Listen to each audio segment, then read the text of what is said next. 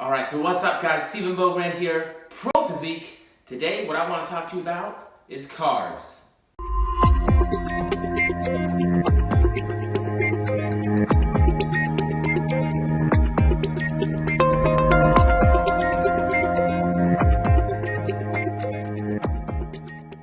Alrighty guys, so happy Friday. I hope everyone's had a great week. If you've not, don't worry, we're almost done. You're almost there. Weekend's coming soon.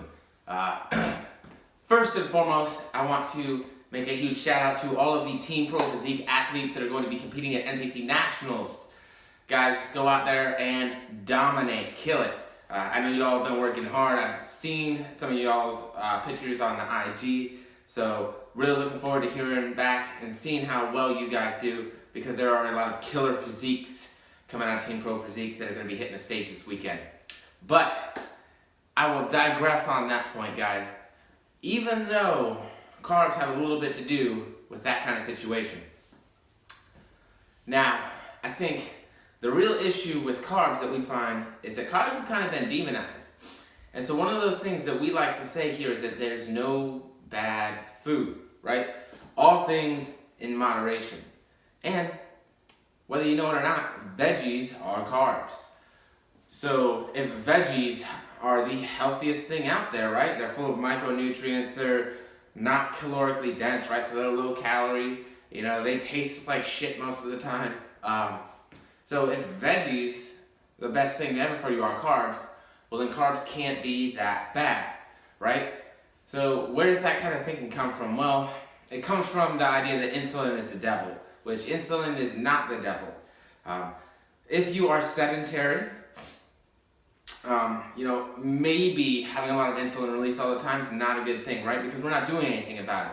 We're getting all that nutrients shuttled into the cells and delivered, and then we're not using anything for energy. But you have to remember, if you're active, if you're lifting, insulin also shuttles those nutrients into the cells to make new muscle. Otherwise, people wouldn't abuse it. Now, I definitely would not recommend using any kind of exogenous or out of your body insulin, because you can die if you mess it up. But now, you guys already know that if you're doing it. So why is insulin this terrible thing, right? Why has insulin gotten such a bad name, and why has it been demonized, and how does it even work? So what insulin does is it takes that blood sugar, right? Because blood sugar rises, insulin rises, blood sugar drops. So it's going to take that blood sugar and it's going to help put it into muscles. Now, whether that's being used as muscle or energy or stored as fat is dependent on your activity level and your BMR or your metabolic rate. So there's going to be some things that you have to take into account when even thinking about insulin. Another thing that you want to consider is that, and a lot of people don't know that, right? They say, why would you eat all those carbs? You're going to bring your insulin up and then you're going to go work out and you're going to go for a run. Well, here's what happens actually. There is something called GLUT4, right? And it kind of does a similar thing. It takes blood glucose and it brings it into the muscle cell, right? So when we exercise and we've eaten calories, right? We've eaten carbs and blood sugar is coming up, GLUT4 brings that down. And it helps to bring those nutrients into the cells. So insulin actually is depressed by physical activity. So what we see is, hey, I eat, insulin starts rising, I go do stuff, insulin comes back down. Because there's not anywhere near as much blood sugar being left in the bloodstream, so there's no need for insulin to continue to be up.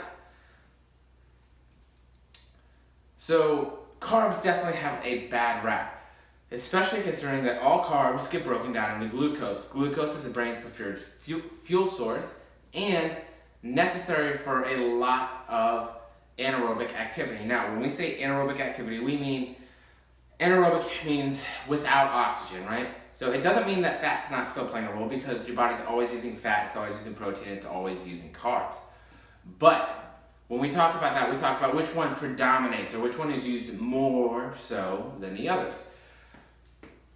Carbs, right? So sprints, lifting, any kind of intermittent activity where you're going for a little bit, a couple minutes, and then you're off, and then you're going for a couple minutes, and then you're off. And remember, long distance runners, they still eat carbs. You know why?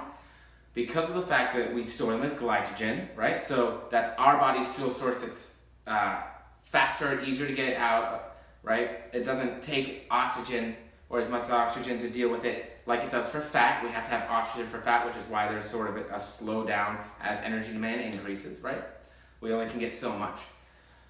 So we want to look at carbs as a good thing, right?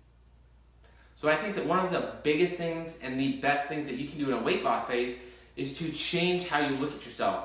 No longer looking at yourself as just some guy or some girl or Joe Schmo that's trying to lose some weight, right? We want to now look at you as an athlete, because if we look at you as an athlete, now we understand that every cardio session, every lifting session, right, that's part of your training. We're doing it for a very specific purpose that matters. We're going to see results out of it. We're going to get a return on our investment. And so when we look at ourselves as athletes, our mentality begins to change on food, exercise, and things of the like. So why carbs, right? Why carbs?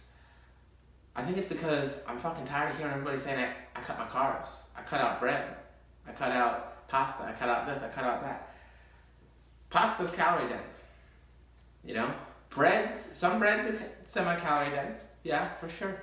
Especially if you're used to a lower calorie intake. But there's plenty of breads out there that are pretty macro-friendly and low calorie, you know? I've seen plenty that are like 100 calories a slice, which isn't bad. So I don't want you to demonize carbs because they're not the issue, right? It's not always carbs. You can't always blame carbs. Normally the issue is inactivity, or we see there's just too much food coming in. There's just an imbalance, right? For those of you who have competed or have done a lot of heavy, harsh, very restrictive diets, there might be some other changes, some other things that have happened because of your history that are causing weight gain and fat stores to stay there. But that is a very different story.